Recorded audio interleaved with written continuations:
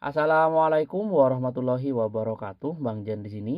Di video kali ini saya akan membagikan tutorial cara mengubah efek suara di HP Xiaomi Redmi 13C.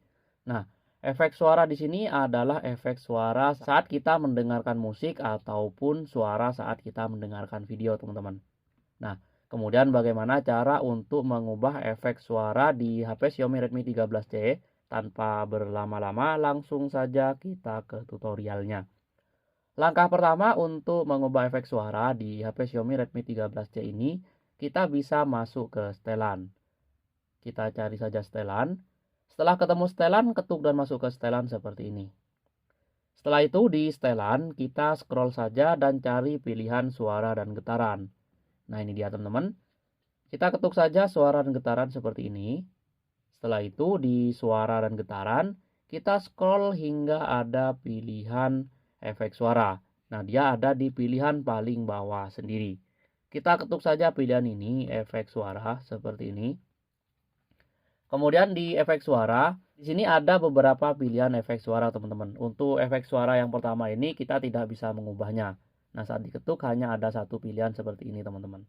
Kemudian untuk efek suara lainnya di bagian efek suara sini, ini ada equalizer grafis. Untuk mengubahnya kita bisa ketuk equalizer grafis seperti ini. Kemudian di sini ada beberapa pilihan. Secara default dia berada di custom. Kemudian di sini ada pilihan rock, jazz, kemudian hip hop. Di bagian sini juga akan menyesuaikan ya teman-teman untuk bar equalizernya. Kalau kita pilih klasik, dia seperti ini. Kalau kita pilih pop, dia seperti ini. Nah, tinggal sesuaikan dengan keinginan kita. Kalau misalnya teman-teman ingin mengcustom sendiri, kita pastikan dia berada di custom. Kemudian kita bisa geser-geser seperti ini. Ini seperti tukang sound control ya teman-teman. Nah, ini seperti ini. Kita bisa atur sesuai dengan keinginan kita. Nah, tinggal sesuaikan dengan pilihan. Setelah itu kita bisa kembali.